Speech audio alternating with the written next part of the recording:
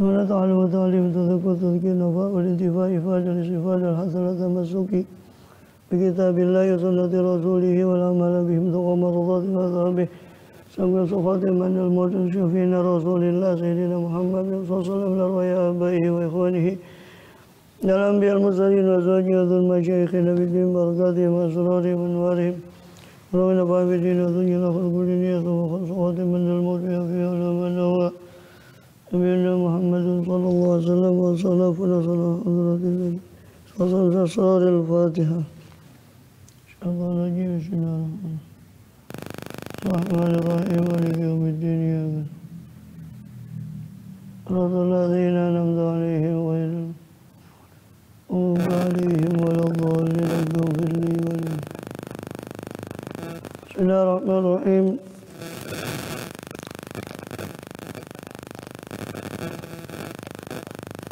بسم الله الرحمن الرحيم لبوا من صلاة والسلام على رب الأنبياء المرسلين محمد وعلى آله وصحبه أجمعين أما بعد إن أصدق الحديث كتاب الله أما بعد المصنف رحمه الله رضي عنه وأرضاه ودارنا آمين فبعده فالأفضل الصديق والأفضل التالي له الفاروق. Masih melanjut di pembahasan mukadimah dari Zubat atau Sofatul Zubat Syekh Ahmad bin Ruslan rahimahullah radhiyallahu anhu bi ulumihi sallallahu alaihi wasallam fi darin amin. Nanti baru selesai mukadimah Zubat ini baru kita ke kitab Taharahnya itu. Di situ nanti dibahas berdampingan sama kitab Mukadimah Hadramiyahnya dalam bab Taharah juga.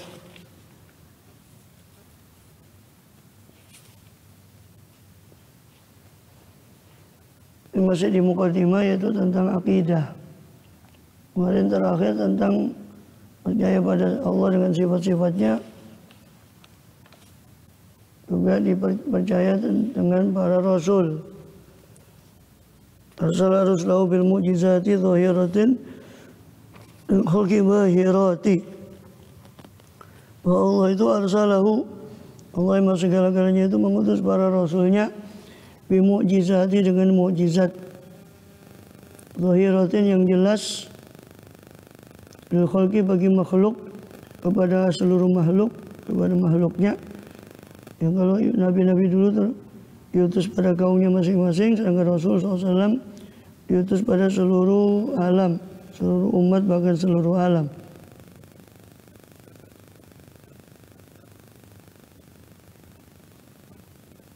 Masalka illa kafatan linnasi basyiran wa nadhira. Ya, tidak kami utus engkau ya Muhammad kecuali kafah linnas, menyeluruh bagi seluruh manusia, bagi basyir dan nadhir.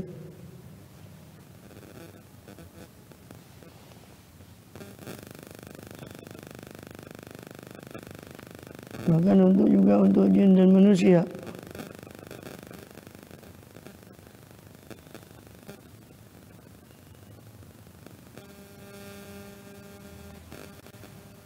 An-nas di situ juga mencakup manusia, termasuk yang mukallaf, atau masuk juga jin daripada nas itu. Selain mukallaf juga adalah manusia dan jin, kedua-duanya mukallaf. Ini juga diutusnya beliau pada jin, tegaskan secara khusus di akhir surah Ahqaf, juga di surah jin. Bahkan ditegaskan lagi bahwa beliau diutus untuk rahmat untuk seluruh alam, wa arsalnaka illa rahmatan lil alamin.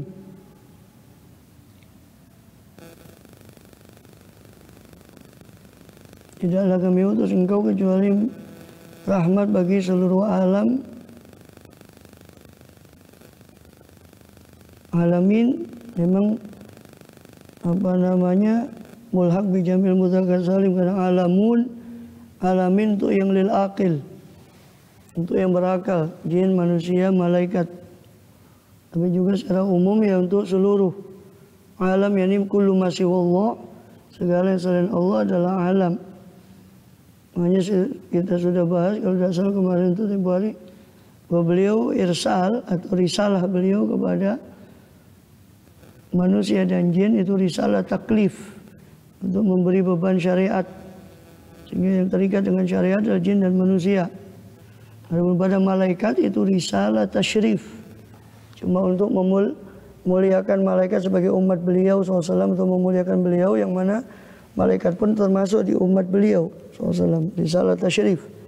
Adapun kepada seluruhnya selain manusia dan jin dan malaikat, yaitu benda mati, hewan, tumbuhan, itu risalah ta'arif untuk mengenalkan kepada beliau.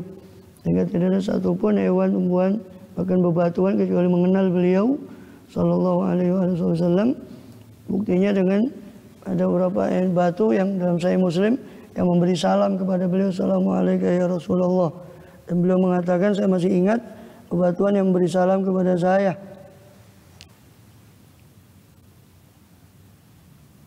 Itu risalah ta'arif, pengenalan pada beliau.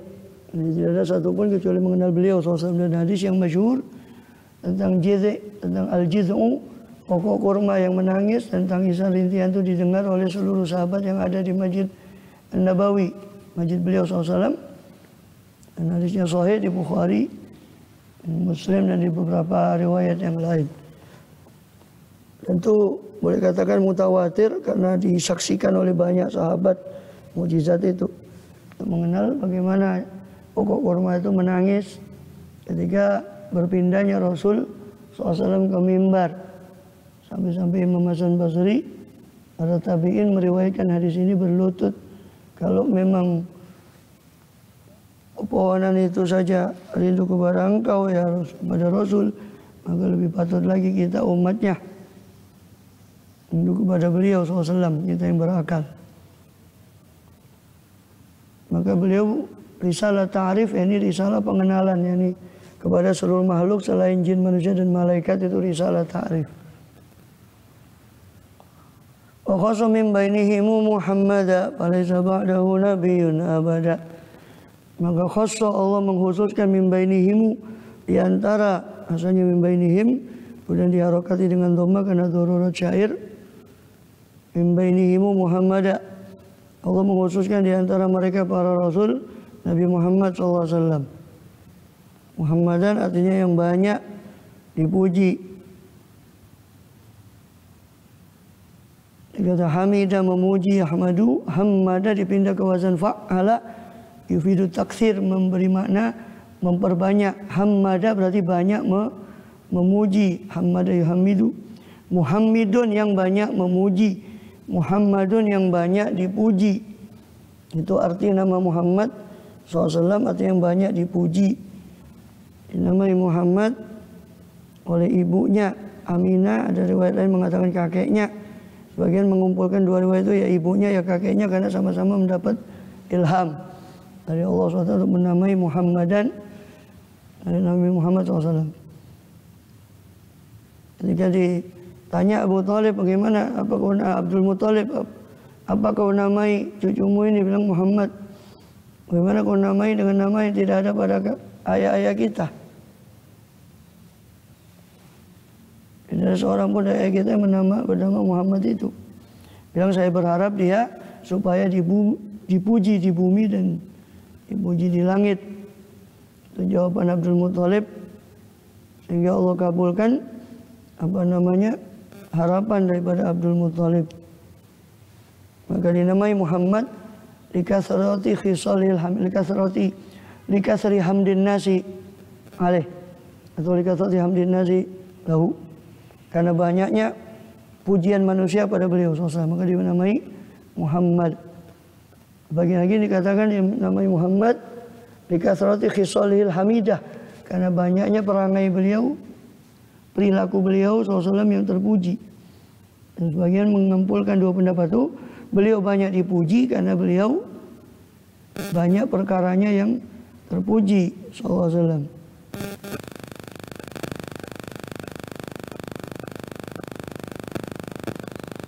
Walaysa ba'da wa qasamin bainihimu Muhammadan walaysa ba'dahu nabiyyun abada, maka tidak ada nabi lagi setelah beliau SAW, di antara kekhususan beliau adalah khatamun nabiyyin, dan syariatnya itu yansakhu jami'a syara'i, menasakh seluruh daripada syariat-syariat yang terdahulu SAW, karena tidak ada nabi lagi setelah beliau. Otomatis kalau tidak ada rasul, tidak ada nabi lagi setelah beliau, ya berarti syariat beliau adalah yang terakhir sehingga berlaku untuk akhir zaman. Maka Muhammadun aba ahadi min rijalikum walakin Rasulullah wa khataman nabiyyin.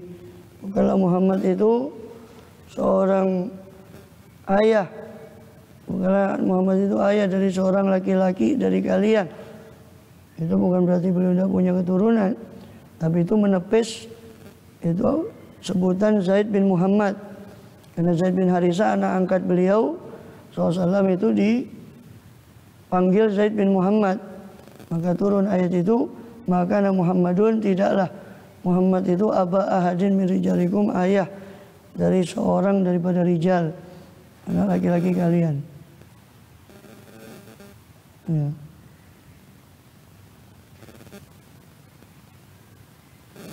Kemudian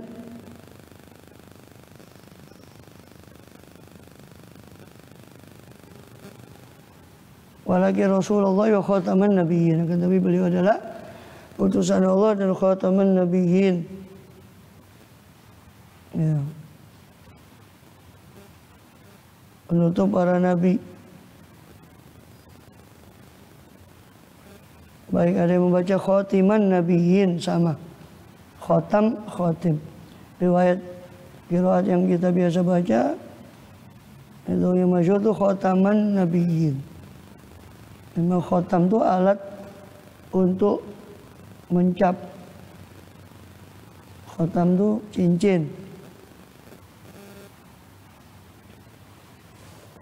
Ini dipakai sama Ahmadiyah itu untuk menganukan klaim mereka Mirza Ghulam Ahmad sebagai nabinya.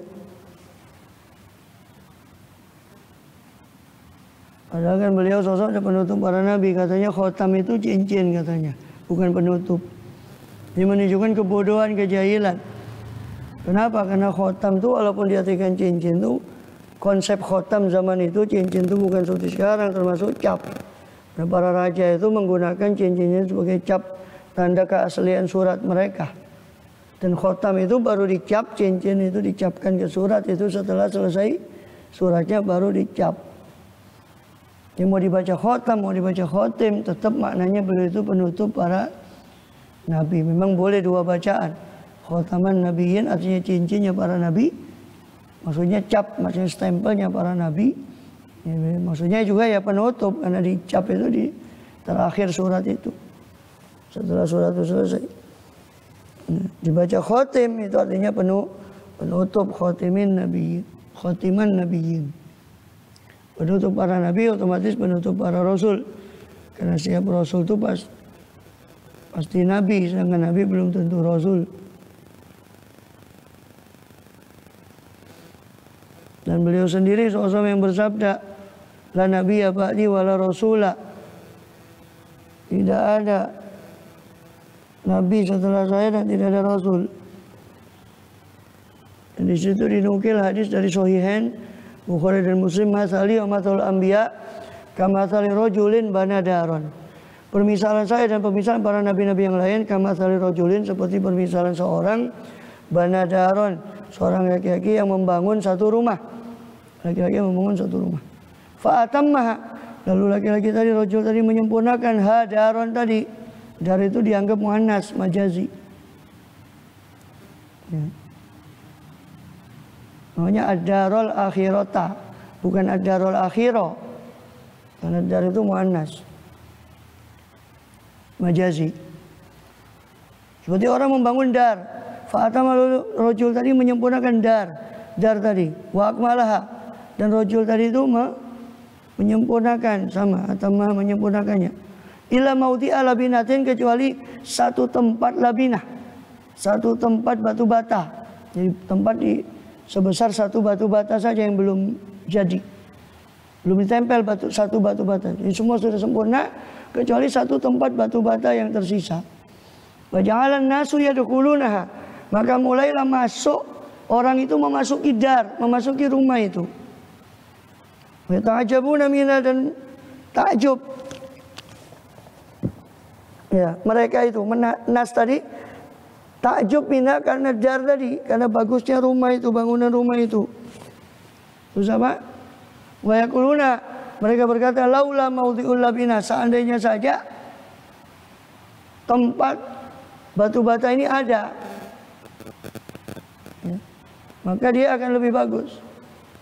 Bagus seandainya tempat batu bata ini digenapi, yang satu ini cumplung, batu batanya belum dipasang satu. Seandainya saja tempat batu bata ini ada, maka dia bagus. Qala Rasulullah SAW, fa'ana maudhi'ul labinah, jitu khotamtul anbiya. Maka sayalah maudhi'ul labinah, sayalah tempat satu batu yang belum terpasang itu.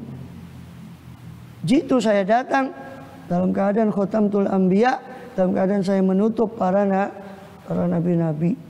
Sayalah batu itu, batu yang belum terpasang itu. Amma nuzulu Isa alaihissalam fa innahu yanzilu tabi'an syariatih. Adapun turunnya Nabi Isa alaihissalam, maka beliau turun mengikuti syariat Rasulullah SAW, bukan dengan membawa syariat baru. Dan itu pun tidak, sudah kita pernah bahas, tidak menutup apa? Rasulullah SAW sebagai khotamun nabiin. Karena mana khotamun nabiin itu maknanya apa? Penutup para nabi. Tidak ada permulaan kenabian lagi setelah beliau jadi nabi. Tidak ada permulaan kenabian. Nabi Isa itu permulaan kenabiannya sudah jauh sebelum beliau. Amin. Walaupun masih hidup sekarang, bukan berarti loh katanya khotamun nabiin, terus Nabi Isa bagaimana, kan masih hidup. Maksud khotamun nabi itu tidak ada permulaan kenabian setelah Rasul diangkat jadi nabi, maka tidak ada permulaan kenabian. Maka tetap itu tidak menolak beliau sebagai khotamun nabiin. Keberadaan Nabi Isa alaihissalam sampai sekarang, bahkan nanti turun menjelang akhir zaman, itu tidak menolak keberadaan beliau Nabi Muhammad SAW, Nabi Muhammad SAW sebagai khotamun nabiin. Fadhalahu ala jami'i man siwah. Allah mengutamakan beliau ala jami'i man siwah, atas seluruh siapa-siapa yang selain beliau sallallahu alaihi wasallam.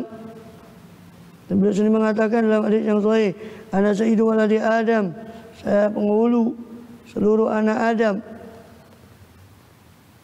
Ya, maka karena Adam manduna yaumul qiyamah, tahta liwa'i yaumul qiyamah, wala fakhr. Adam dan di bawahnya Adam, semuanya di bawah bendera saya nanti pada hari kiamat, wala fakhr, dan tidak ada kebanggaan. Ana sayyidu waladi Adam, wala fakhr, saya adalah penghulu, pemimpin seluruh anak Adam, dan wala fakhr, tidak ada kebanggaan. Mana tidak ada kebanggaan, maknanya apa? Saya tidak bangga dengan itu. Tidak ada kesombongan saya dengan itu.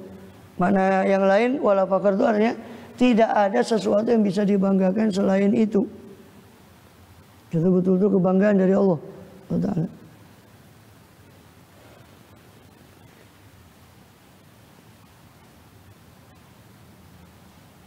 Waruqiyah Rasul ijma' anna mufaddal jamil alamin.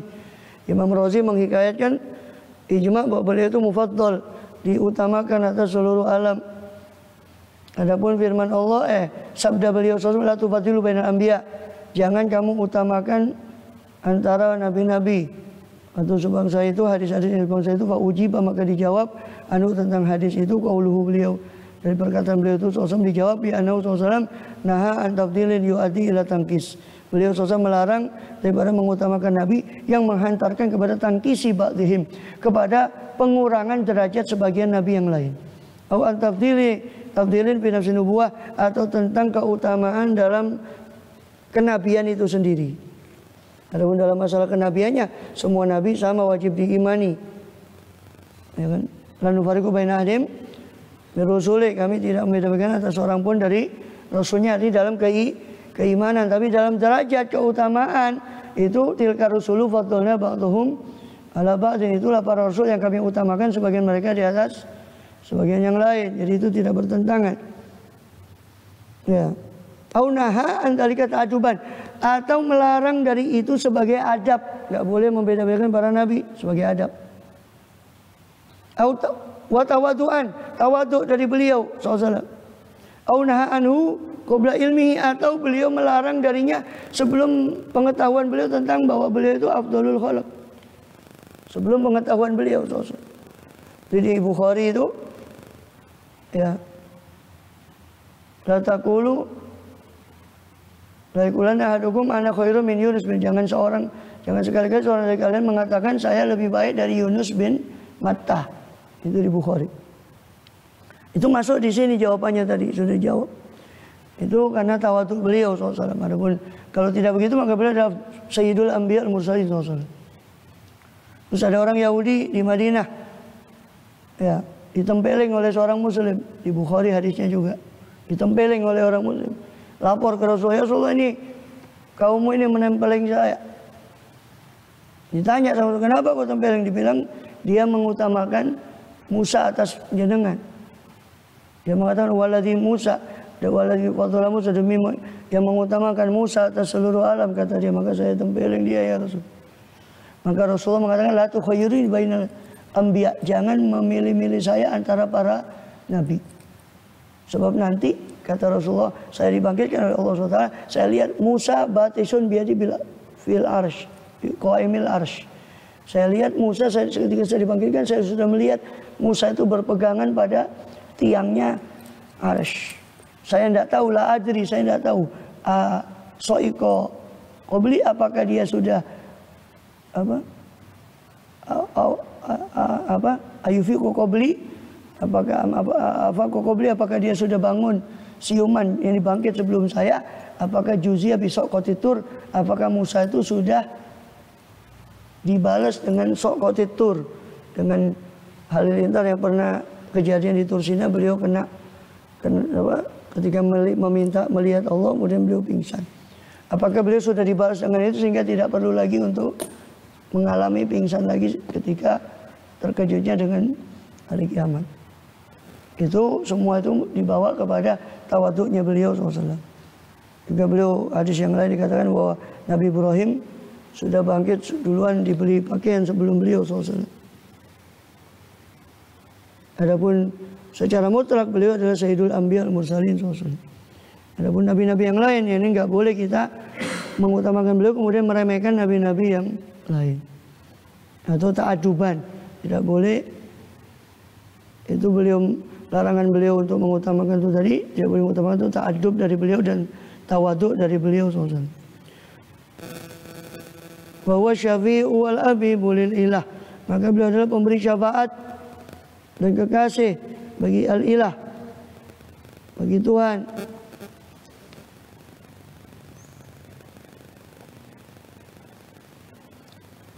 Dan syafaat beliau banyak. Termasuk syafaat beliau itu yang paling besar adalah mengistirahatkan di mahsyar itu. Mengistirahatkan semua makhluk di mahsyar sebelum dihisab, menunggu lama, sehingga berkat syafaat beliau disebut sebagai maqaman mahmuda. Fabadahu fal afdalu siddiqu wal afdalu talilahul faruqu. Dan setelah beliau SAW, maka yang afdal adalah as-siddiq.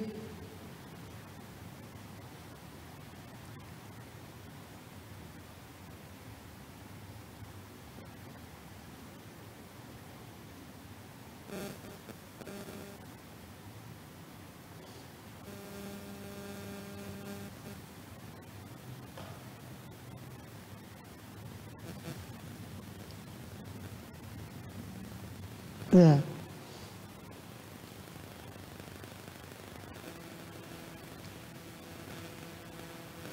Jadi bahwa syafi'u itu al-musyafa' khasallahu bi syafaatil udhma, ya.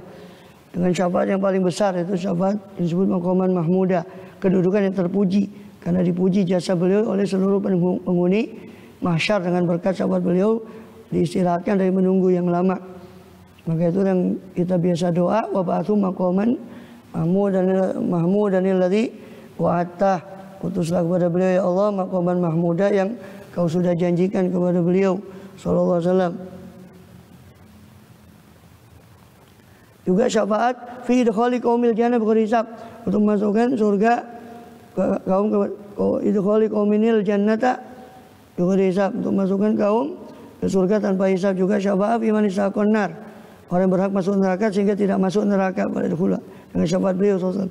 Bisyafaati juga syafaat untuk mengangkat derajat orang fi rafi darajati unas fil jannah. Di surga, derajat orang di surga. Sebenarnya di Jawazan Nawawi diperbolehkan juga oleh Imam Nawawi, dimungkinkan menurut pendapat Imam Nawawi ikhtisas hadihi walati qabla. Pengkhususan syafaat yang ini dan syafaat-syafaat yang sebelumnya untuk beliau SAW.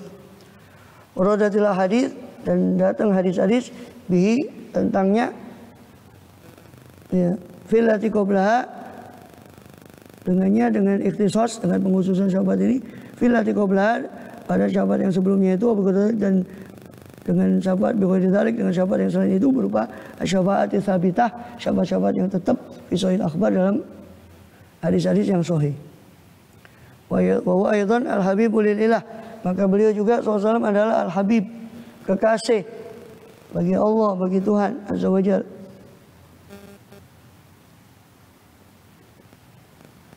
Sebenarnya dalam khabar yang masyhur, wal mahabbah am minal khullah. Mahabbah ini pangkat kecintaan itu lebih umum dari pangkat khullah, khalil. Sedangkan Ibrahim itu Khalilullah, Ar-Rahman. Beliau Habibullah SAW. Bila dikatakan tentang beliau, wala tafannuni wasibi biwasbihi abna zamanu wabihi ma lam yuzubi.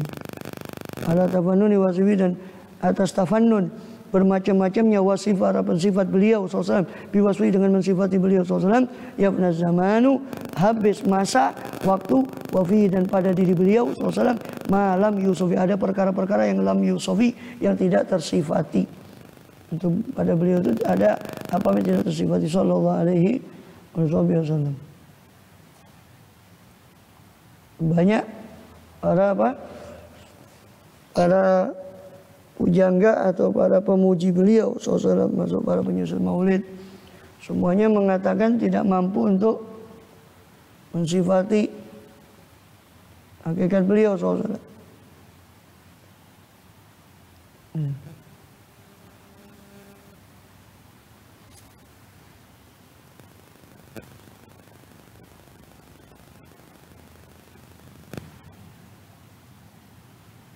Mana katakan di Burda itu berdoa itu dari Imam Taimiyah Ta'ala Qurbi ya soalnya faham natab alam nahimi ayal waro fahmu maknahu falaysa yura ayal waro tunggu telah memayahkan manusia makhluk al-khalq fahmu maknahu pemahaman tentang makna atau sifat beliau SAW itu memayahkan makhluk ayal waro fahmu maknahu falaysa yura maka tidaklah terlihat fil qurbi wal bu'di minhu ghairu munfahimi fil qurbi wal bu'di tidaklah terlihat pada kedekatan dan kejauhan dari beliau SAW ghairu munfahimi kecuali terkalahkan orang itu yang ingin mensifati beliau SAW dengan keagungan beliau SAW. Kasyamsi tazharul ainin bu'din sawiratan wa tuqilu tarfa min amami. Beliau itu seperti matahari kasyamsi tazharul ainain yang nampak pada dua mata min bu'din dari kejauhan sawiratan kecil matahari dari kejauhan itu kecil wa tuqilu tarfa min amami tapi memayahkan pandangan mata dari dekat. Itulah beliau SAW. Juga para Sohibud Diba Syekh Abdurrahman bin Ali Syaibani Ad-Dibai mengatakan wa ma'asa ayyuqala fiman wasaful Quran wa ma'asa apa yang boleh jadi ayyuqala untuk dikatakan fiman wasaful Quran tentang orang yang sudah disifati oleh Al-Quran wa araban fadhaili Taurat wal Injil wal Zabur wal Furqan dan sudah menjelaskan tentang fadhailu tentang keutamanya Taurat, Zabur, Injil dan Al-Furqan.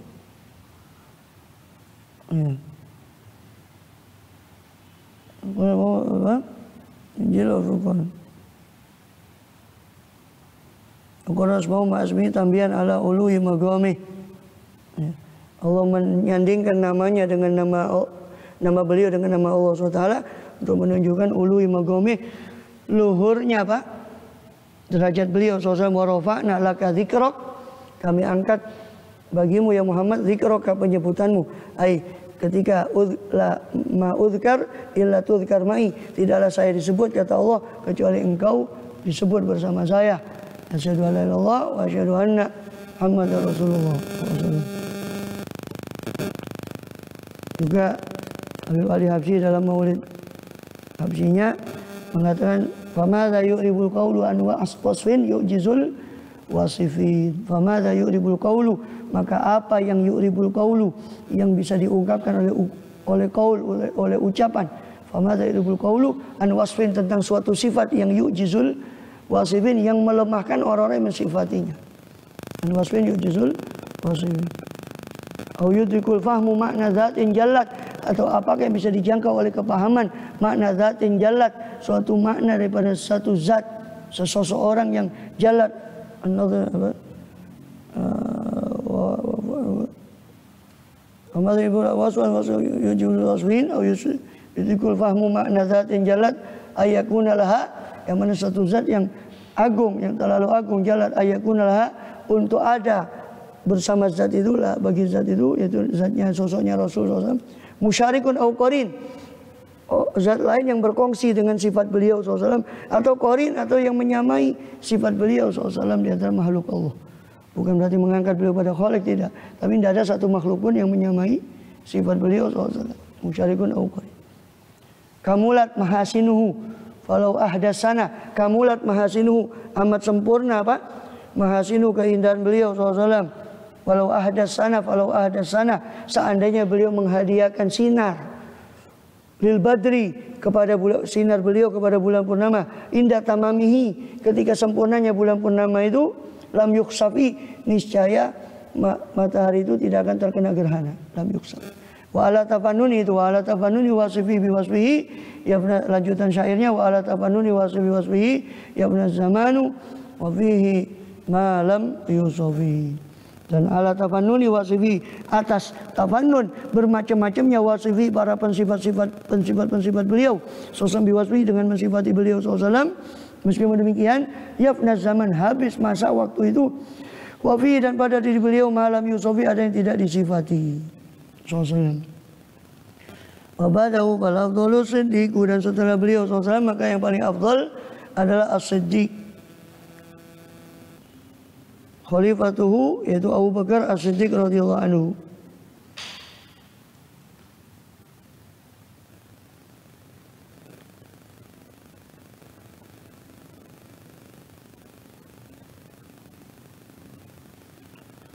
Wa hadha mabni ala anna Sayyid Isa alaihi salam inna nuzuli wa bi syahadati nabiyina la yu'adu min ummati Muhammad. Ini penghitungan Sayyidina Abu Bakar Siddiq itu paling afdalnya setelah Rasul, paling afdalnya orang setelah Waba'dahu, setelah beliau SAW, maka yang paling utama adalah As-Siddiq. Setelah beliau Waba'dahu, setelah beliau SAW, maka yang paling utama adalah Siddiq. Itu tanpa menghitung Nabi Isa alaihissalam.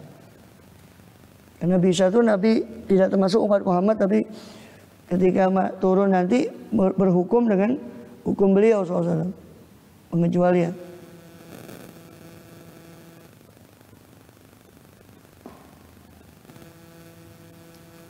Qala Sa'ad At-Taftazani, Imam Sa'ad At-Taftazani dalam syarah Aqwaidnya mengatakan al-ahsan ayyuqala ba'dal anbiya. Yang paling bagus adalah dikatakan bahwa As-Siddiq itu paling afdal setelah seluruh para nabi. Walakinu arada al-ba'diyah az-zamaniyah, akan tetapi arada, si musannif ini berkehendak al-ba'diyah az-zamaniyah. Ba'at itu adalah ba'at zaman, bukan ba'at makan, bukan setelah posisi, tapi setelah zamannya Rasul SAW. Walaupun pada nabiyun, dan tidak ada setelah nabi kita seorang nabi pun. Madzalika pun tafsir Isa. Tapi meskipun demikian harus dikhususkan turunnya Nabi Isa alaihissalam. Intinya As-Siddiq itu paling afdal setelah Rasulullah SAW. Tentu kalau dibandingkan dengan para nabi, ya jelas para nabi lebih afdal, terutama Nabi Isa yang bakal turun nanti. Baru setelah itu afdalus siddiqu. Karena setelah Rasulullah itu tidak ada nabi lagi, maka musannif mengatakan wa ba'dahu fal afdalus siddiq. Maka setelah Nabi Muhammad SAW, maka yang afdal adalah As-Siddiq radhiyallahu anhu. Tentu tanpa mengesampingkan para anbiya alaihissalam yang lain, juga Nabi Isa yang bakal turun. Wal afdalu talilahul faruqu, dan yang afdal at-tali, yang mengikuti lahu kepada Siddiq adalah al-Faruqu, Amirul Mukminin Abu Hafs Umar bin Khattab al-Faruq radhiyallahu anhu. Itu yusammal Faruq, dinamakan Faruq karena Faruq bin haq wal batil, karena beliau membedakan antara hak dan batil dalam qadaya, dalam berbagai macam masalah, wal khusumah, dan persengketaan. Walana fi sahabat man ismu Umar illa huwa. Tidak ada bagi kita nama sahabat yang namanya Umar bin Khattab kecuali beliau. Yang namanya Umar kecuali Umar bin Khattab radhiyallahu anhu. Ya. Utsman ba'dahu kadza Aliun. Utsman bin Affan Dzunurain radhiyallahu anhu ba'dahu setelahnya. Ya, setelah Al-Faruq adalah Utsman. Kadza begitu juga begitu pula Al-Afdal setelah itu adalah Al-Afdalut apa? Kata Aliun, begitu juga yang afdal setelahnya adalah Sayyidina Ali Amirul Mukminin Abul Hasan Ali bin Abi Thalib. Allah alam itu salah tulis apa Abul Hasan. Beliau itu karena nama apa? Anak pertamanya adalah Hasan. Sedangkan orang-orang apa? Orang-orang jahiliyah itu biasa menjuluki dengan nama anak yang pertama yaitu Abul Hasan. Nah, tadi kok di sini juga tulis Abul Husain.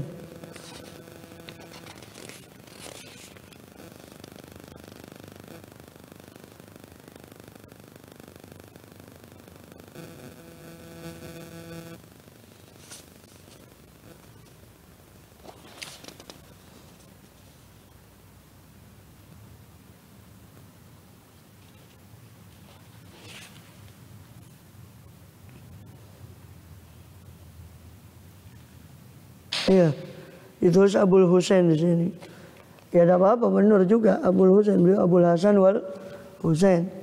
Cuma umumnya para orang-orang dulu itu menjuluki dengan nama anak pertama itu Abul Hasan. Ali bin Abi Thalib karamallahu wajhahu radhiyallahu anhum ajma'in. Nafa'ana bihim amin lihat bagi salaf. Kenapa? Karena itu bagi salaf, kesepakatan para salaf atas khairiyatihim, atas kebaikan mereka menurut tertib itu.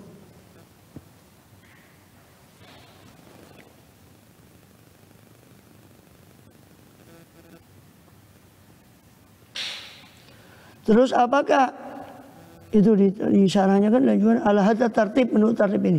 Waktu ala bihadza tertib bahwa qat'iyun atau dhaniyun. Berbeda pendapat ulama tentang tertib ini, apakah dia sifatnya qat'i atau dhani.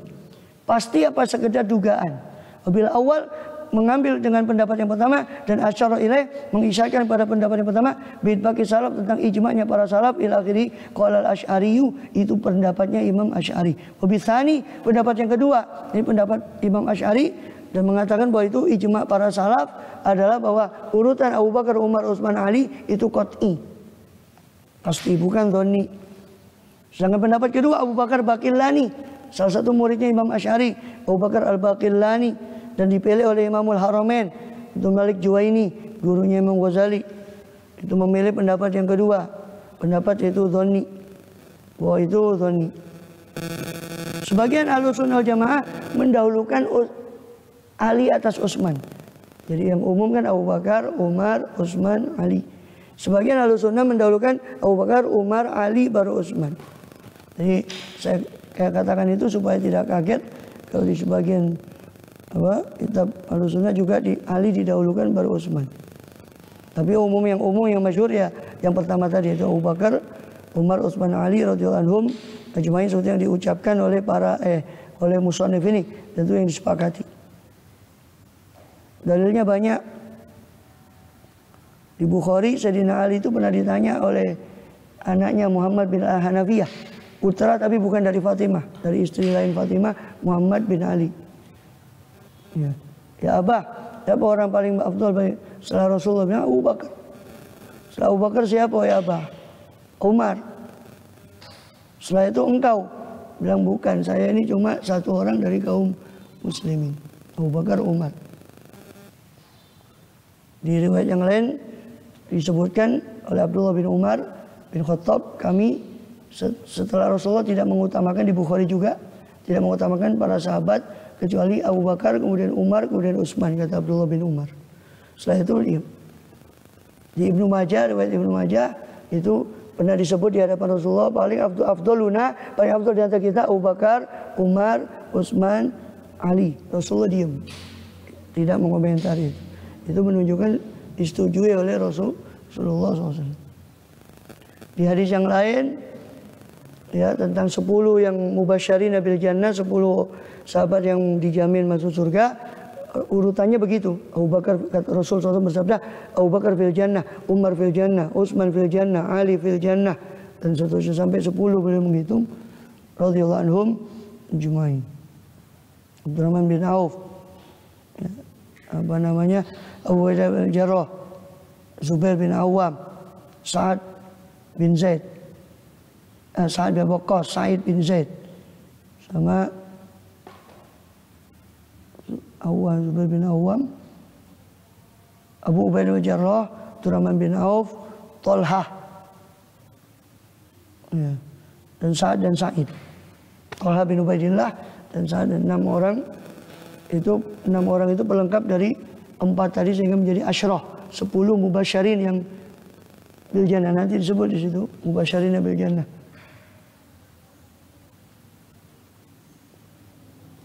Ya.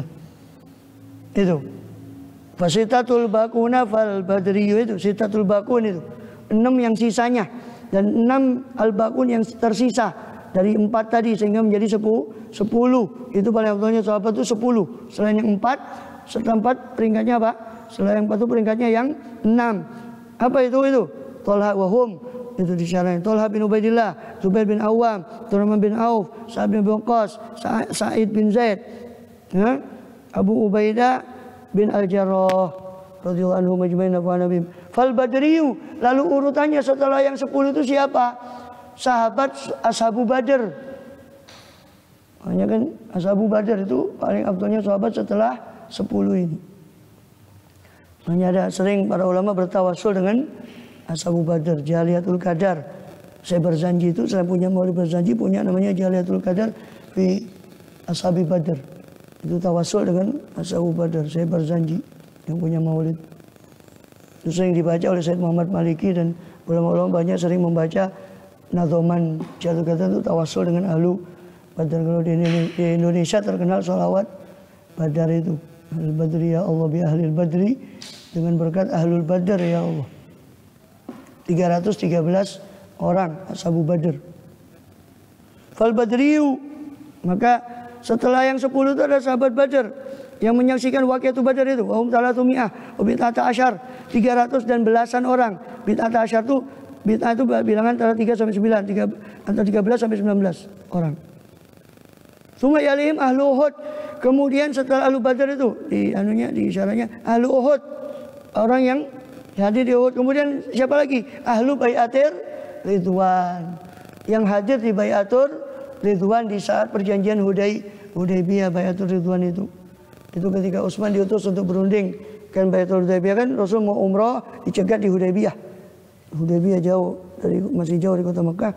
Di Hudaybiyah sehingga terkenal perjanjian Hudaybiyah. Tidak boleh umrah saat itu tahun ke-6 Hijriah. Cegat, padahal beliau cuma ingin umrah.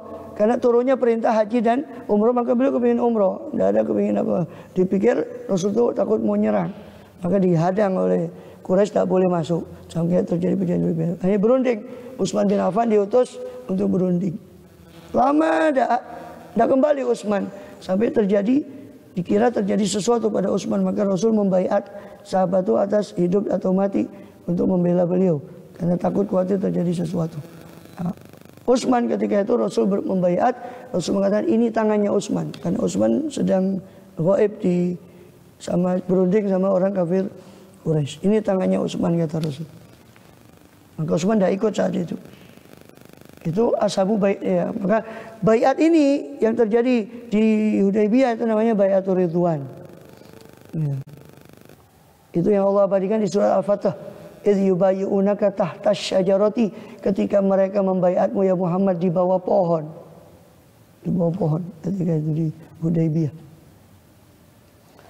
Itu urutan para sahabat ya.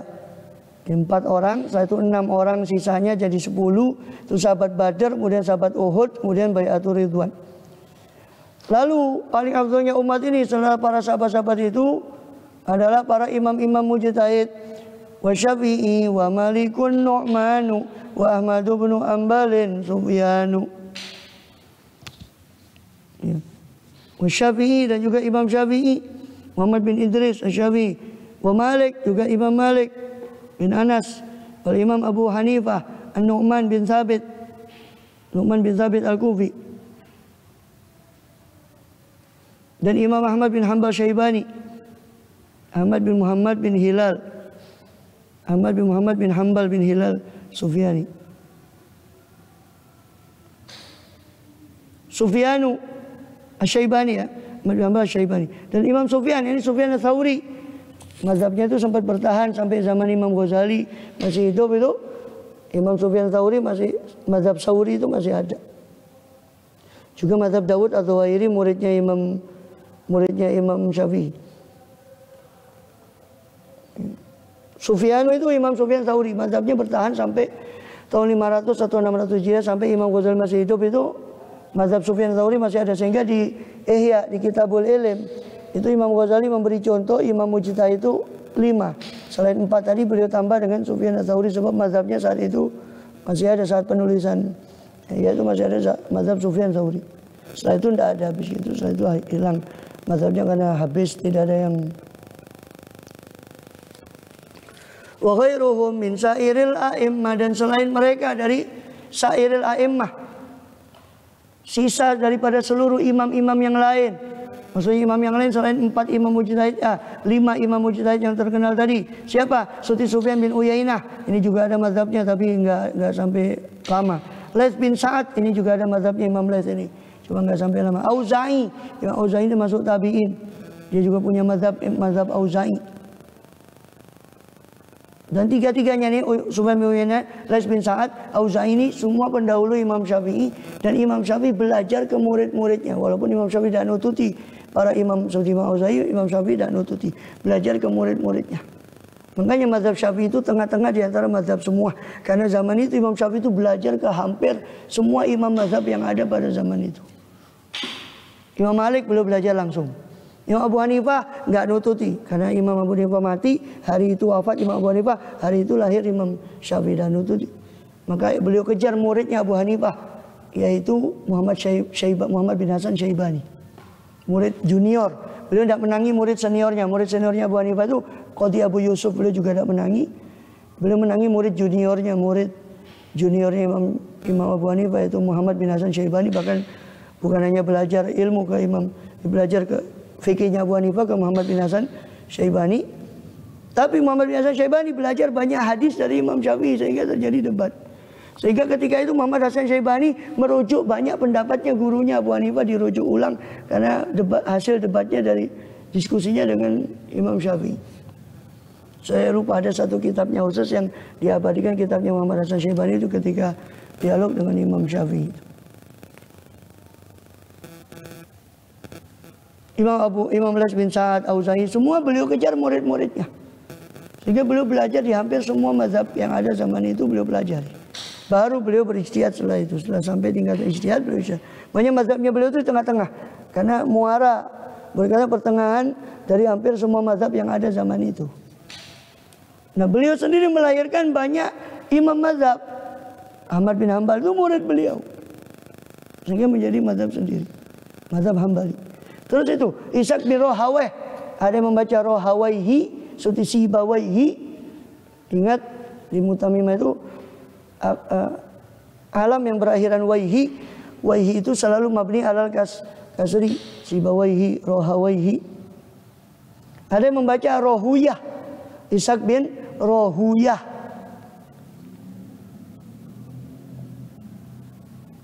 Ada yang membaca Rohawayh. Semua yang berakhiran wayh ada yang membaca seperti itu, Rohuyah. Zanjawayh, ada Zanjuyah yang baca gitu, Rohawayh. Ishaq bin Rahawayh ini muridnya Imam Syafi'i, tapi punya mazhab sendiri, mazhab Ishaq bin Rahawayh. Tapi tidak lama bertahan. Dawud Adz-Dzawairi ini muridnya Imam Syafi'i, punya mazhab sendiri, disebut mazhab Dzahiriyah. Karena Dawud Adz-Dzahiri julukannya. Disebut Adz-Dzahiri karena dia lebih cenderung mengambil zahir teks. Pendapatnya dia mengambil zahir teks tanpa banyak mentakwil dari Quran dan hadis. Sehingga mazhabnya disebut mazhab Dzahiriyah. Mazhabnya Imam Dawud Adz-Dzahiri. Ini bertahan mazhab Dzahiriyah ini hampir bersama dengan mazhabnya Sufyan Ats-Tsauri tadi bertahannya sampai sekitar abad ke-5 atau ke-6 Hijriah masih ada mazhab Daud Az-Zahiri. Terakhir pembesar mazhab Daud Az-Zahiri Ibn Hazm Al-Andalusi, itu terakhir di antara yang besar dari mazhab Daud Az-Zahiri. Muridnya Imam Syafi'i.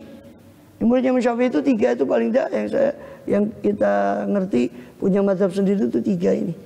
Ahmad bin Hambal, Ishaq bin Rahawai ini tadi, sama Daud Az-Zahiri. Masing-masing punya mazhab sendiri, padahal 3-3-nya muridnya Imam Syafi'i. Jadi Imam Syafi'i itu belajar ke hampir semua mazhab yang ada zaman itu. Beliau sendiri melahirkan beberapa imam mazhab, para imam yang menjadi mujtahid mutlak setelah beliau. Radhiyallahu anhum warḍahum wa nafa'ana bihim bidzarri amin. Adapun mazhab-mazhab mereka selain 4 mazhab ya, mazhab-mazhab mereka selain 4 mazhab itu ya, min syairil a'immah, dari selain para imam-imam yang 4 tadi radhiyallahu majma'in ala hudan, mereka semua berada ala hudan, mereka berada di atas petunjuk mirobim dari Tuhan mereka dalam aqaid dan dalam selain aqaid dalam fikih. Lal tifat dari mantakalama bihim, tidak ada penolehan bagi orang yang bicara tentang mereka. Membari'una minu, dari apa-apa yang mereka sendiri lepas tangan dari itu semua. Wal ikhtilafu rahmah, sangat ikhtilaf antara umat ini adalah rahmat. Ikhtilaf perbedaan antara para imam mujtahid adalah rahmat. Ya. Tapi tidak boleh mengikuti selain 4 imam mazhab itu. Kenapa? Karena cuma 4 itu yang sampai sekarang mutawatir ilmunya, diwarisi generasi demi generasi, ulama demi ulama sampai ke zaman kita ini. Yang bisa dipertanggungjawabkan cuma 4 mazhab. Jadi bukan kita yang membatasi 4 mazhab. Kalau ada orang yang kurang kerjaan mengatakan, "Loh, kamu kok membatasi 4?" Siapa yang membatasi 4 mazhab itu? Tidak ada. Cuma hanya 4 ini sampai turun-temurun sampai sekarang ya cuma 4 ini, maka ini yang bisa dipertanggungjawabkan. Ada pun yang lain mazhab Ishaq bin Rahawai, Sufyan Tsauri, Sufyan bin Uyainah, Laits bin Sa'ad, ya, Imam Auza'i, Daud Az-Zahiri, ya, semua itu walaupun ada di kitab fikih tersebar masih mazhabnya ini, mereka ini masih disebut di kitab fikih, tapi nggak bisa kita merujuk ke mereka karena sanadnya ada, nggak bisa memakai pendapat mereka. Walaupun ada yang mengatakan masih boleh pendapat tapi untuk diri sendiri, tapi itu dhaif. Bukan untuk difatwakan, tapi itu dhaif, walaupun pendapat dari imam-imam ini yang selain yang 4. Jangankan imam-imam yang selain 4 ini, seperti yang disebut tadi, nggak boleh juga ngikuti pendapat sahabat, nggak boleh. Loh, kan sahabat kan nggak boleh. Kenapa nggak boleh? Bukan masalah sahabatnya, sebab sanadnya kepada pendapat sahabat itu nggak ada. Semua fikih itu sanadnya sudah melalui jalur para imam mujtahid ini. Kalaupun ada pendapat sahabat sudah di-cover oleh salah satu dari 4 imam mujtahid ini. Langsung ke sahabat tak bisa. Mau pakai melalui jalur mana kalau langsung ke sahabat? Paham? Jadi bukan berarti lo kan sahabat, masa sahabat saja nggak boleh? Apa Imam Syafi'i lebih hebat dari sahabat? Bukan itu masalahnya. Paham? Jadi ulama-ulama mengatakan tidak boleh meskipun mengikuti taklid kepada mazhab sahabi seperti di syarah Simarul Janiyah, syarah Riyadul Badiah. Itu juga disebutkan nggak boleh bertaklid kepada pendapat imam mazhab, tidak boleh. Oh nggak boleh, kenapa? Kan sahabat, apa imam mujtahid lebih hebat dari sahabat? Bukan itu masalah, karena nggak mungkin mau sampai ke sahabat harus ada sanadnya dari mana. Kalau tidak melalui para imam ini. Dan itu sudah tercover pada ini. Tidak bisa langsung ke sahabat. Kenapa? Itu faktor pertama. Kedua, karena fikihnya sahabat tidak terbukukan dengan baik. Kecuali pendapat-pendapat yang sahabat yang sudah disaring melalui para imam mujtahid itu yang bisa dipertanggungjawabkan. Jadi bukan polai sahabat, bukan polai. Kan mereka sering menggembar-gemborkan gitu. Masa ikut sahabat tidak boleh? Kenapa ya? Imam mujtahid lebih hebat dari sahabat. Bukan itu masalahnya. Paham? Wal auliya dzawu karamatin rutab wa man ta'awli waladin min ghairi ab. Adapun aulia, para aulia itu dzawu karamatin rutab. Mereka memiliki karomat. Ya. Karomah-karomah yang rutab. karomatin rutabin, yang berbeda-beda tingkatannya. Seperti berbeda-bedanya tingkatan mukjizat. Itu karomah itu jaizah, boleh. Ini termasuk akidah kita bahwa boleh terjadinya karomat dari para aulia sebagaimana mungkinnya terjadinya mukjizat dari tangannya para anbiya. Ya. Wa ya jamu karomah itu. Wa ya amrul khaliq lil adah. Jamak dari karomah. Apa karomah? Amrul khaliq lil, perkara yang khariq yang melampaui daripada adat kebiasaan. Ghairu muqaranin li dakwah nubuwah, tidak dibarengi dengan dakwaan kenabian. Tidak dibarengi dengan dakwaan kenabian. Jadi paham ya? Bedanya mukjizat sama karomah cuma dakwaan kenabian. Paham? Apa makanya dalam kaidah Ahlussunnah Jamaah, apa yang boleh jadi mukjizat bagi para nabi boleh juga menjadi karomah bagi para wali. Bedanya cuma para nabi itu ada dakwaan kenabian. Saya nabi, ini mukjizat saya. Ada dakwaan kenabian. Karomah itu tidak diiringi dengan dakwaan kenabian. Itu saja bedanya. Kalau masalah keluar biasaannya, kejadian luar biasa itu bisa terjadi bagi karomah, mukjizat bagi para nabi, bisa juga terjadi untuk karomah bagi para wali, sama. Bedanya cuma dakwaan kenabian itu. Ghairu muqarran li dakwah nubuwah. Wal kitabul aziz wa sunnah natiqani bidzalika. Quran dan sunnah berbicara tentang hal itu. Wa min dzalika kisah Maryam, itu dalilnya. Kisahnya Siti Maryam alaihissalam di surat Ali Imran itu, Ahlul Kahfi, ya kan? Itu masuk karomah 300 tahun tidur. Arasnya Bilqis, singgasannya Bilqis yang dipindah. Ya. Khobaril Baqarah Al-Majhurah, ya, ceritanya Baqarah, sapi yang masyhur, itu karomah. Karena yang memukulkan pada sapi itu yang disuruh kul nadribu bi ba'dihha, ya, itu yang memukulkan itu salah satu dari orang itu, bukan Nabi Musa alaihissalam langsung. Sehingga itu karomah, dipukul dengan sesuai petunjuk Nabi Musa, ada mata dengan lesannya sapi itu. Kemudian orang yang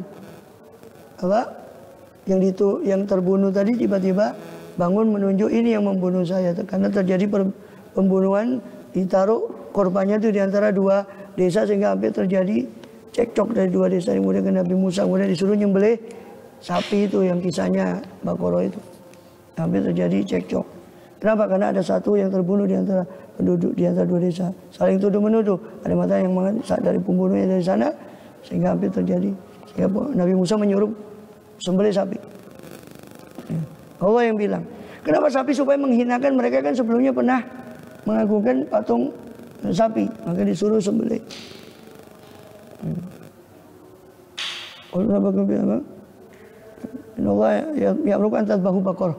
Kalau tattakhidun huzwa, apa kamu guyonan pada kami, mengejek kami ya Musa? Qala a'udzubillahi minal jahilin. Saya berlindung kepada Allah daripada termasuk orang yang bodoh. Ini perintah Allah. Silakan kamu, kalau enggak menuruti berarti ya membangkang perintah Allah. Ini terpaksa mereka nyembelih sapi. Habis itu mereka ingin apa? Lepas daripada perintah menyembelih sapi, tanya macam-macam, bagaimana sapinya, umurnya bagaimana, hanya tambah dipersulit oleh Allah SWT melalui Nabi Musa. Ya, akhirnya sampai apa? Sampai mereka susah dapat sapi itu, dan didapati sapi itu memang punyanya anak yatim satu itu yang taat pada ibunya. Riwayat anak yatim ini ditinggali sapi itu oleh bapaknya. Karena saking taatnya sama ibunya, dia bilang, nak, kau jual sapimu, sudah habis uangnya mungkin, atau dia perlu uang, dia suruh jual sapi peninggalan ayahnya itu oleh ibunya ke pasar. Tapi jangan kau jual kecuali harga sekian. Maka Allah utus malaikat. Ini riwayatnya di tafsir dari Israiliyat ya, dari Israiliyat. Di tafsir kan diutus malaikat untuk menawar sapi itu, menyerupai jadi manusia, ditawar dengan tawaran harga lebih tinggi dari harga yang ditetapkan oleh ibunya. Saking taatnya kepada ibunya, dia tidak mau jual dengan harga kecuali harga yang disuruh oleh ibunya. Tidak bisa katanya. Ibu saya suruh saya jual harga segini, hargamu terlalu tinggi. Sampai ditawar. Terakhir malaikat itu mengatakan, saya ini diutus oleh Allah Kau simpan, kau punya sapi ini sebab nanti Bani Israel bakal mencari sapimu ini. Kau simpan. Akhirnya terjadi itu tadi. Kemudian Allah persulit. Saking karena mereka gak mau melakukan. Seandainya Baqarah itu saja langsung mereka laksanakan, pasti semua sapi boleh. Sapi apapun. Tapi mereka nyulitkan. Apa itu? Umurnya sapinya berapa? Warnanya sapinya apa? Hanya tambah sulit, mereka tidak dapati kecuali sapinya yang sesuai kriteria itu, kecuali sapinya anak yatim ini. Dan itu pesannya malaikatnya, jangan kau jual kecuali seberat sapi ini dengan emas seberat sapi ini. Dengan emas seberat sapi. Katanya malaikat tadi. Hanya kedapatan sapi itu nggak ada yang memenuhi kriteria yang diajukan. Karena kepengkuan Bani Israel tadi, kriterianya tambah sulit. Tidak ada yang memenuhi kecuali sapinya anak yatim ini tadi. Hanya dijual sesuai dengan pesannya tadi. Hanya mereka gak mau kemahalan. Hanya karena mereka perlu. Hanya mereka, itu akibat mereka mempersulit sendiri dirinya. Hanya Allah tambah persulit. Dengan kriteria sapi yang susah untuk dicari. Hanya sapi itu disembelih. Disembelih suruh pukulkan sebagian, ada matakan ekornya, ada matakan lesanya, lidahnya sapi itu yang dipukulkan ke mayit tadi. Dipukulkan, maka tiba-tiba hidup. Mayit ini mengatakan ini yang membunuh saya. Ternyata ponakannya sendiri gara-gara warisan pamannya tadi. Ya. Itu dianggap mukjizat di sini kan. Kisah Baqarah masyhurah itu dianggap dianggap karomah. Karena yang mukulkan bukan Nabi Musa, bukan Nabi Musa langsung. Itu karomah bagi orang yang bagi Bani Israil. Harusnya Balkis itu sudah sebut di surah An-Naml. Isa Maryam juga sudah sebut di surat Ali Imran. Ulama dakhala Zakaria mihrab wajada rizqah. Setiap kali Zakaria masuk ke ruangan Maryam, didapati rezeki. Menurut ahli tafsir, rezeki ini maksudnya adalah buah-buahan yang tidak ada di luar, sebagai karomah bagi Maryam. Namun Maryam dipelihara oleh Zakaria alaihissalam setelah kisah yang disebutkan di surah Al-Imran.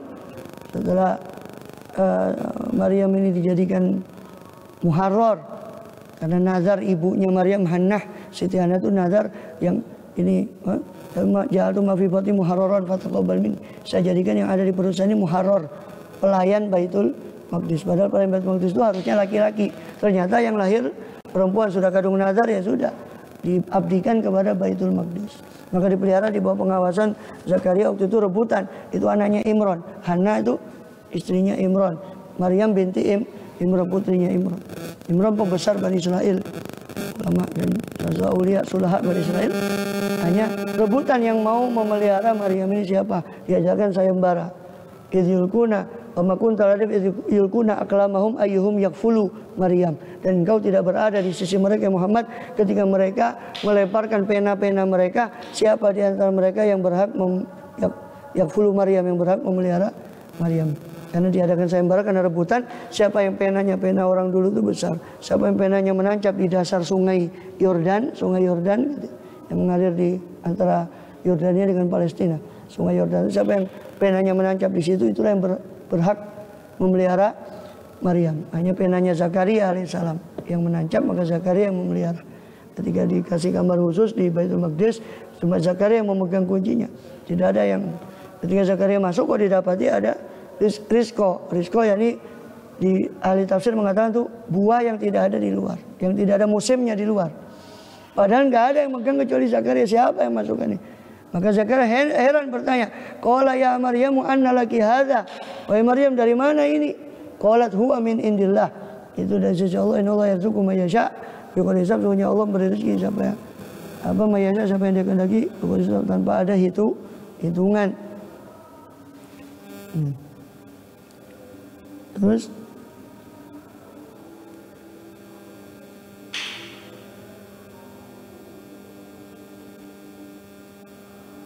juga Ahlul Kahfi itu ya, itu sudah masyhur ceritanya, tidur 300 tahun menurut hitungan Masehi, 309 tahun menurut hitungan Hijriyah.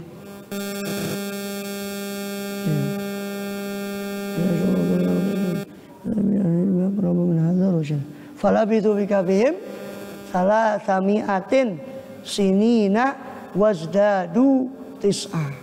Falabithu fi kahfihim, maka mereka tinggal di kahfihim, di gua mereka salasami'atin sinin, 300 tahun. Wazdadu, mereka menambah tis'an, 9 tahun. Menurut ahli tafsir 300 tahun itu menurut hitungan Masehi, ditambah 9 tahun, 309 tahun itu menurut hitungan Hijriah. Paham ya? Karena setiap tahunnya Masehi itu apa? Setiap tahunnya lebih dari Hijriah 11 hari Masehi. Jadi Hijriah lebih dari 11 hari dari Hijriah. Berarti setiap 30 tahun kurang lebih, setiap 30 tahun Masehi itu berarti hitungan Hijriahnya nambah 1 tahun. Karena setiap tahun selisihnya 11. Kalau 30 tahun berarti 330 hari. Karena setiap tahunnya selisihnya 11 hari. Ya, berarti apa? Kalau setiap tahun selisihnya 11 hari, berarti kalau 30 tahun selisihnya 330 hari. Hampir setahun kan? Karena setahunnya Hijriah 354 hari, hampir setahun. Jadi setiap 30 tahun itu lebih 1 hari. Maka 300 tahun Masehi wazdadu tis'a, kalimatnya begitu. Falabithu fi kahfihim salasami'atin sinina wazdadu tis'a. Mereka menambah 9 tahun bagi yang menghitung dengan hitungan Hijriah. 300 tahun menurut yang menghitung dengan hitungan Masehi. Itu kenapa kok Quran memilih kalimatnya begitu. Falabithu fi kahfihim salasami'atin sinina wazdadu tis'a. Tidak langsung mengatakan salasami'atin wa tis'i sinin, tidak. Salasami'atin sinin baru wazdadu tis'a. Arsy Balqis ini diceritakan di surat An-Naml, Qasin, surat Qasin. Ya.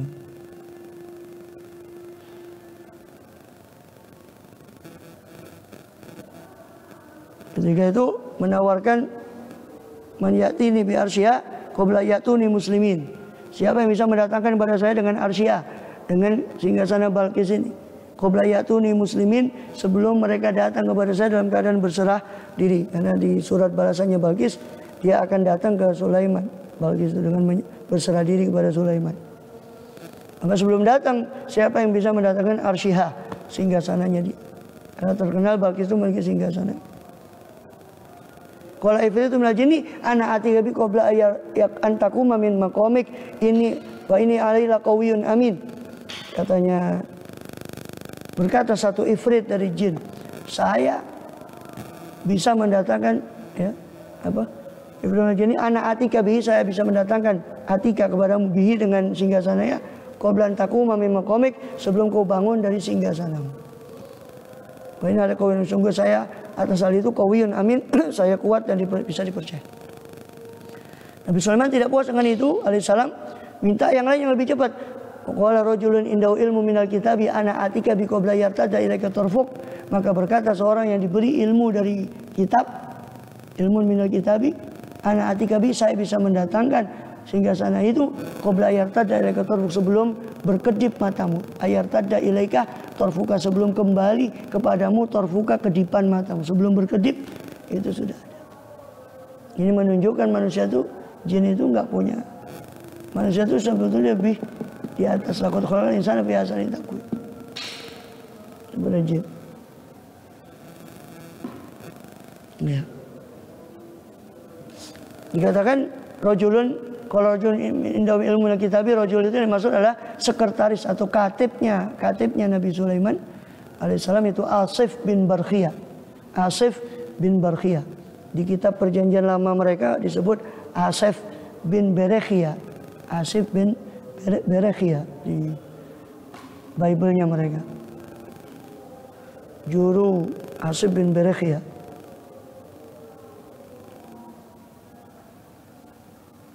Asif bin Barkhiyah. Pakai shot, pakai alif, pakai shot. Asif bin Barkhiyah.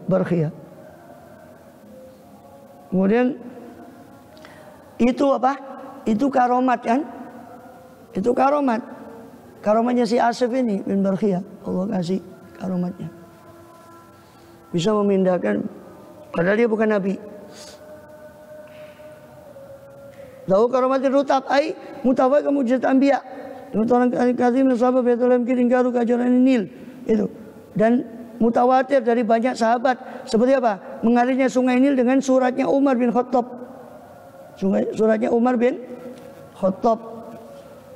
Suatu kali sungai Nil itu ceritakan, sungai Nil itu biasanya di tahun-tahun penanggalan tertentu setiap tahun itu asad, airnya itu sad, sangat kurang drastis. Menurut kepercayaan orang Mesir kuno itu harus menyembelih, mengorbankan satu gadis supaya kepada dewa atau sebangsanya. Itu kepercayaannya orang Mesir kuno. Baru sungai Nil akan mengalir. Zaman ketika Mesir sudah ditaklukkan oleh Sayyidina Umar bin Khattab, zaman Sayyidina Umar ditaklukkan Mesir itu, maka kepercayaan kuno itu nggak boleh karena syirik. Nah, terus tapi didapati sungai Nil kayak gitu lagi. Gimana ini? Hanya tulis surat. Amr bin As sebagai gubernur Mesir tulis surat pada Sayyidina Umar Khattab tentang sungai Nil itu. Maka Sayyidina Umar Khattab menjawab suratnya. Ya. Surat itu kepada Amr bin As, dan di situ disisipkan surat khusus untuk sungai Nil. Kau lempar surat saya ini ke Nil, katanya Umar bin Khattab. Bismillahirrahmanirrahim. Min Umar bin Khattab ila Nil Misra. Dari Umar bin Khattab kepada Nil di Mesir. In kunti tajri binafsiki fala tajri. Katanya Sayyidina Umar di suratnya. Kalau kamu mengalir dari dirimu sendiri, wahai Nil, tidak usah mengalir. Sekalian tidak usah ngalir kamu. Kalau kamu ngalir dari dirimu sendiri. Tapi kalau ikut tajri min indillah, kalau kau mengalir dari Allah, mengalirlah kau karena kau diperintah oleh Allah. Fa'inaka mau kau diperintah oleh Allah. Kurang lebih isinya begitu. Surat itu tadi dicemplungkan di sungai Nil. Subhanallah. Setelah itu sungai Nil mengalir. Dan semenjak itu tidak perlu lagi korban setiap tahunnya sungai Nil itu tadi.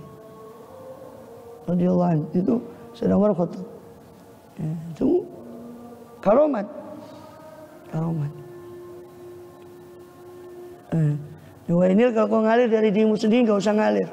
Kalau kamu ngalir dari Allah, karena perintah Allah, sudah ngalirlah sesuai dengan perintah Allah. Juga itu ru'yatu wa walal mimbar, melihatnya apa? Sayyidina Umar sedangkan beliau di atas mimbar, Jaishahu, melihat pada tentaranya di Nahawan, di peperangan Nahawan. Atau kalau Amir Jais, sampai Umar bin Khattab berkata kepada Amir Jais, kepada pemimpin tentara, ya Sariyah tu al-jabalah al-jabalah. Wahai Sariyah, ke gunung, wahai Sariyah, wahai pasukan, ke gunung. Muhadziran lahu, memberi kewaspadaan padanya. Miwaril jabal, dari belakang gunung, lima kena adu, untuk menghadapi makna adu tipu daya musuh. Gunakan di sana. Wasamai sariyati kalamahu, dan mendengar, ya. Dan mendengarnya apa?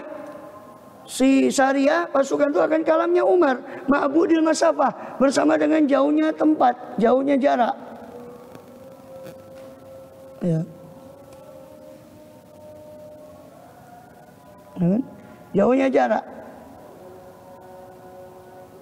Ya. Bersama dengan jauhnya jarak. Jadi Sayyidina Umar tiba-tiba lagi khutbah di Madinah, diperlihatkan oleh Allah Ta'ala pasukannya terjepit di Nahawan. Nahawan jauh sekali di Iran, hampir perbatasan Afghanistan. 2 bulan perjalanan mungkin itu dari Madinah. Ditampakkan oleh Allah di Madinah, Sayyidina Umar lagi khutbah. Tiba-tiba beliau tengah-tengah khutbah itu mengucap, ya Sariyah al-jabal al-jabal, wahai pasukan, ke gunung. Ini orang yang dengarkan khutbah ini kaget loh, kok tiba-tiba mengucap ke gunung siapa? Dan ucapan itu didengar oleh pasukan Sayyidina Umar itu, Khalifah Umar zaman pemerintahan beliau. Di Nahawan itu kedengaran. Sehingga pasukannya setelah pulang itu lapor. Kayak dengar suara Umar bin Khattab. Bilangnya saat yang sama itu ternyata tahu dari sahabatnya di Madinah. Di satu Umar itu berkata, ya Sariyah al-jabal al-jabal. Wahai pasukan, lari ke gunung, naik ke bukit. Untuk menghindar dari pasukannya musuh. Itu karomah. Banyak lagi di Sahih Bukhari itu ada beberapa karomahnya sahabat, di antaranya Nu'man bin Bashir, sama satu lagi sahabat itu Usaid bin Hudayr kalau tidak salah, itu pulang dari majlisnya Rasulullah SAW gelap malam, tiba-tiba tongkatnya itu ya ada cahaya di depannya. Setelah mereka berpisah, cahaya itu masing-masing berpisah, masing-masing dapat satu cahaya. Itu karomah bagi sahabat. Juga karomah yang lain, kisahnya pasukan yang diutus oleh Rasulullah SAW 10 orang sahabat. Janjinya Asim bin Thabit, kemudian Khubayb bin Adi, sama la ilaha illallah, Khubayb bin Adi, Asim bin Thabit, Khubayb bin Adi, Asim bin Thabit, sama satu lagi lain.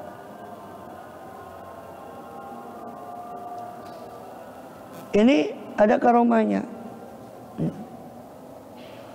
Karomahnya Asim bin Thabit itu dia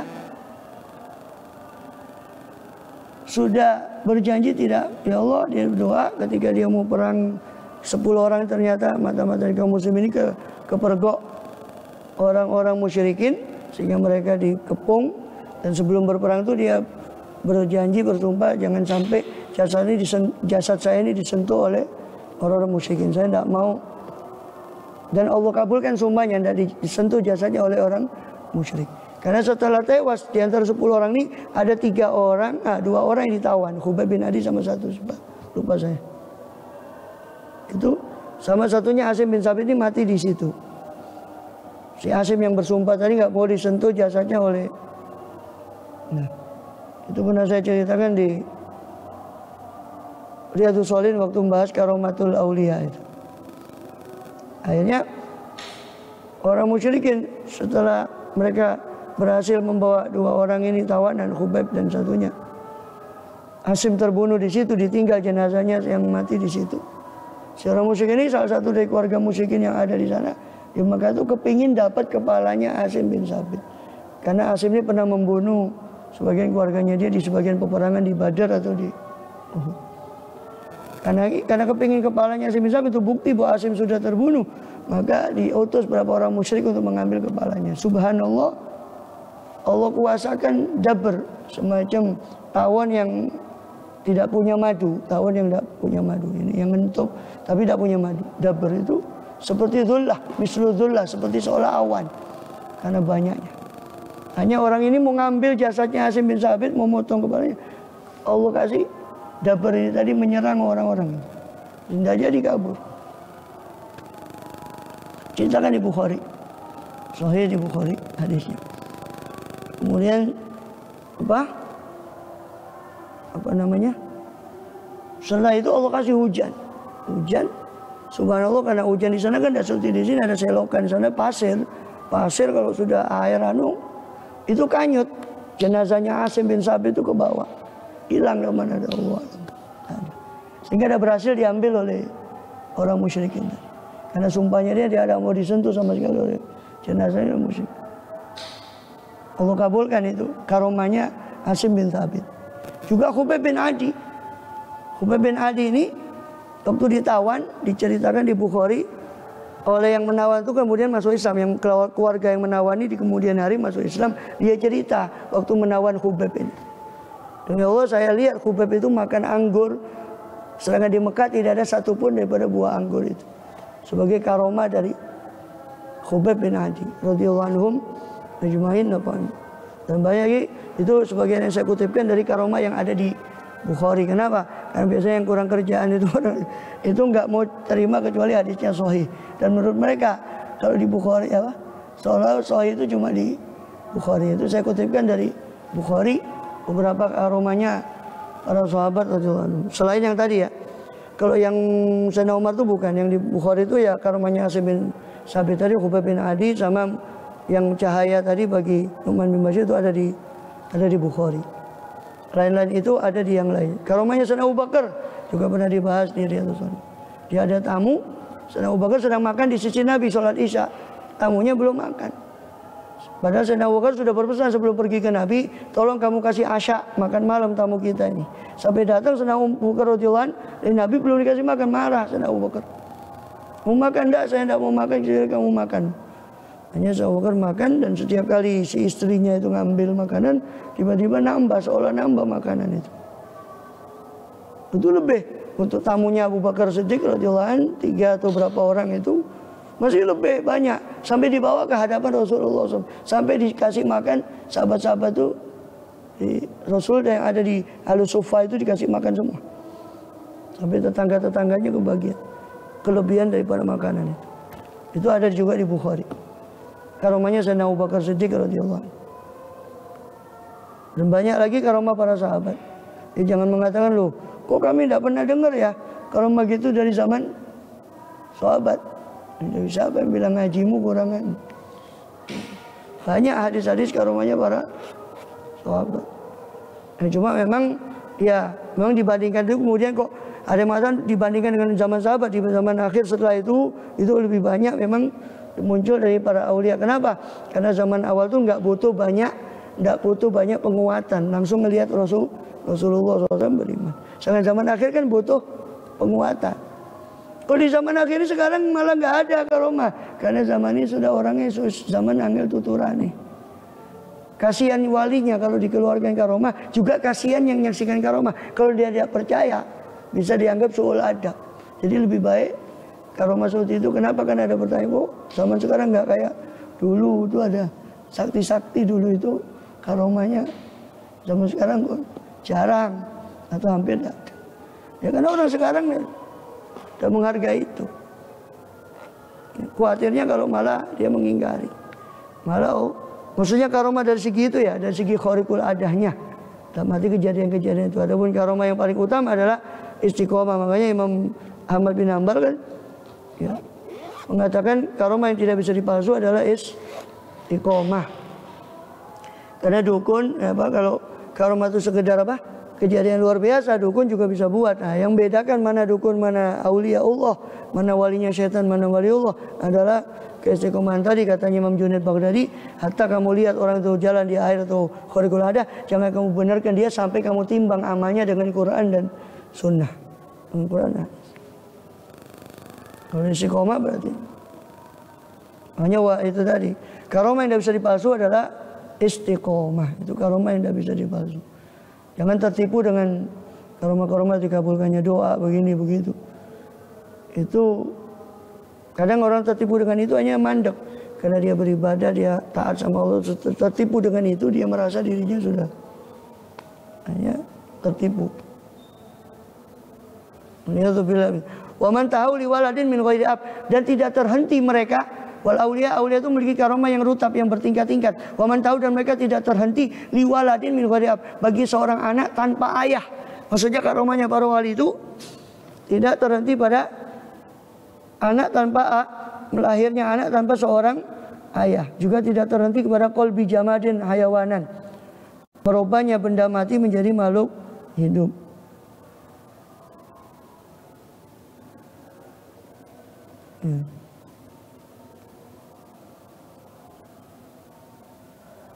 Saya tutupkan itu ya. Mana tadi? Jasa ikuna mujizat nabiyin, jasa ikuna karomah liwaliyin. La fariqu bainahuma wa tahaddi. Itu. Qala taj asubi hadza hakun. Ini adalah benar. Imam Taj Sufi mengatakan ini benar. Yukhassis qaulu ghairihi. Yukhassis qaulu ghairihi, ini mengkhususkan pendapat ulama selainnya, yaitu majazah. Apa-apa yang boleh ayakuna mujizatan, untuk menjadi apa materi mujizat bagi nabiin, bagi seorang nabi, jaza, maka boleh, itu boleh materi ayakuna karomatan, untuk menjadi apa materi karomah liwaliin bagi seorang wali. La fariqo bainahuma wa itu tahaddi. Tidak ada pembedaan antara keduanya selain tahaddi, tantangan atau dakwaan kenabian, tantangan kenabian. Jadi bedanya cuma mujizat sama karomah itu cuma pada tantangan kenabian. Kalau karomah tidak ada. Kalau mujizat mengaku saya nabi, itu saja bedanya. Dari segi keajaibannya itu tidak beda antara mujizat dengan karomah. Apa boleh terjadi bagi nabi, boleh juga terjadi bagi wali. Bedanya pangkatnya, jelas pangkatnya Nabi nggak bisa dikejar dengan siapapun daripada para wali. Bidayatul anbiya nihayatul auliya. Permulaannya para nabi, itu penghabisannya para wali. Tidak bisa. Terus doa Zarkasi maqalul Kusyairi qala jumhur, itu bukan jumhur ya, jumhur ala khilafih. Imam Zarkasi mendhaifkan apa yang diucapkan oleh Kusyairi. Qala jumhur, dan jumhur berpendapat atas khilaf.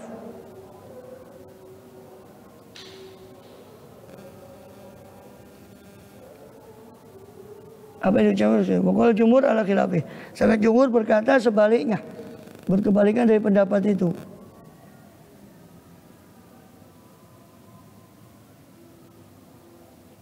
Jadi seperti yang dikatakan oleh Kusyairi tadi, bahwa bisa jadi melahirkan anak tanpa ayah, adanya anak tanpa ayah, atau merubah suatu benda mati kepada hayawan, itu nggak bisa katanya jumhur. Bukan angkaruhu alal Kusyairi, mereka mengingkari pendapat itu atas Imam Kusyairi. Mereka maksudnya mengingkari perkataan itu, bahwa itu perkataan Imam Kusyairi. Hatta waladuhu, sampai-sampai anaknya pun mengingkari. Abu Nasr fi Kitabil Mursyid, dalam kitabnya anaknya Imam Kusyairi, itu Abu Nasr kitabnya Al-Mursyid. Juga Imamul Haramain dan Nawawi dalam kitab Al-Bir Wasilah, dalam syarah Sahih Muslim. Nah, karamat tajuz bi khariqil adat ikhtilafan wa iya. Wa karamat itu boleh dengan khariqil adat, hal-hal yang di luar batas kebiasaan, ikhtilafan wa menurut perbedaan macam-macamnya. Fatawatan sawajaru bi qalbil ayan wa maqalahu nazim marjuh. Dan bahwasanya sabata anna shawab, dan wala ila qalbin man tauli waladim, dan tidak terhenti ya. Dan dikatakan sabata anna shawab, yang benar adalah jaroyanuha, berlakunya kahormatu biqalbil a'yan, dengan merubah benda-benda. Wa anna maqalu nazim marju, dan bahwasanya apa yang diucapkan oleh nazim si penazam itu, yaitu bahwa kahormat itu tidak terhenti dengan adanya anak tanpa ayah, itu marjuh, itu pendapat yang diungguli oleh pendapat yang lain. Itu pendapatnya Imam Kusyairi, bahwasanya kalau merubah benda itu masih mungkin. Tapi adanya anak tanpa ayah itu tidak mungkin menurut pendapat jumhur. Tapi pendapat sebagian ulama boleh, bisa jadi.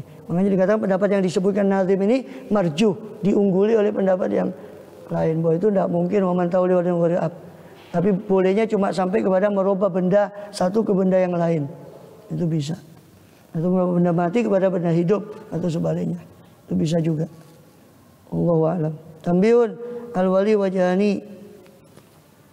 Aduma fa'ilun. Wali itu ada dua wajah.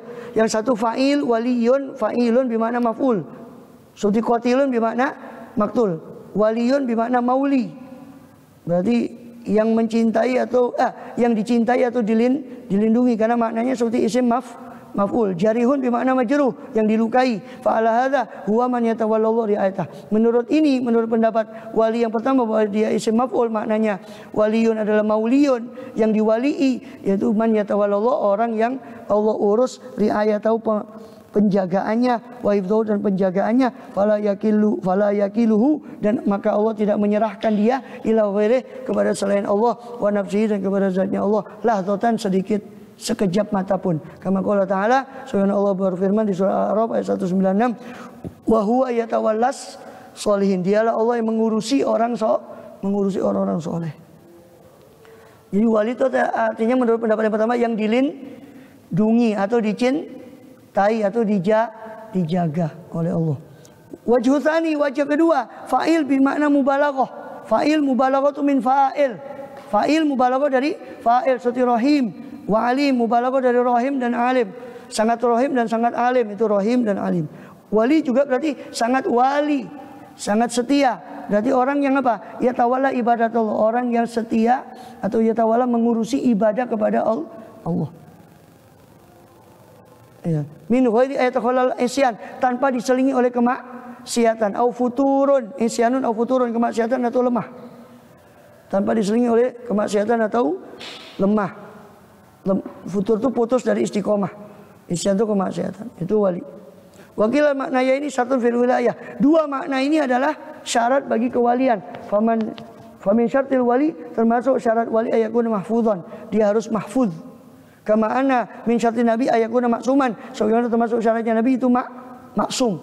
Jadi istilahnya kalau nabi itu maksum, kalau wali itu mahfudz.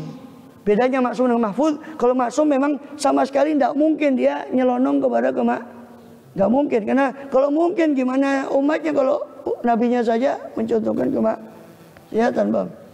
Kalau wali itu mahfuz, secara manusia biasa wali itu bisa saja mungkin, tapi karena saking dekatnya kepada Allah terjaga dia dari maka mahfuz, itu bedanya. Maksum kalau istilahnya nabi, kalau istilahnya wali itu mahfuz. Fakulu man kana li syariat i'tiradun, maka setiap orang yang ada bagi syariat atasnya itu i'tirad, atasnya i'tirad, sanggahan. Ya, bagi syariat atasnya sanggahan, maksudnya ada perilakunya yang disanggah oleh syariat, falaisa biwaliyin, maka dia bukan wali, bal huwa maghrur mukhadi'un wal iyadzubillah, tapi dia orang yang tertipu dan mukhada', orang yang tertipu. Zakarul Imam Abul Qasim Al-Kusyairi, itu disebut oleh Imam Abul Qasim Al-Kusyairi rahimahullah taala, wa ghairuhu, dan selainnya Imam Abul Qasim min aimatit thariqah, dari para imam-imam ahli thariqah sufiyah rahimahumullah taala, radhiyallahu anhum wa nabi muhammad. Dan hati-hati, banyak orang yang tertipu. Yang wali, bahkan naudzubillah ini tertipu jadi ngaku nabi. Di Indonesia ini berapa? Karena tipuan syaitan itu. Makanya terakhir Imam Ghazali itu setelah menganukan penyakit hati itu nanti higit, kan sekarang masih kasus syahwaten, mematahkan 2 syahwat, nanti kepada Masjid Lesan, kemudian higit mengobati tentang penyakit dendam, dengki, iri.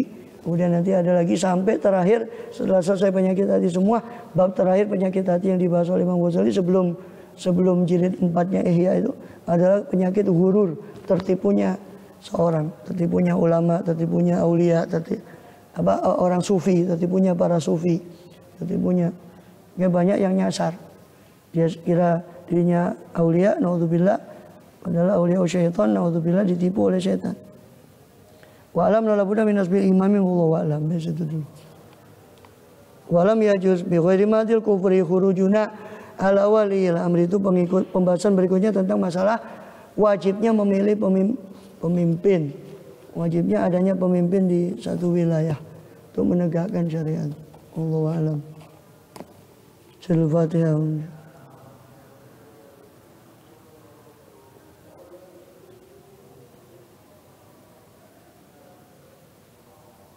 Soalnya apa?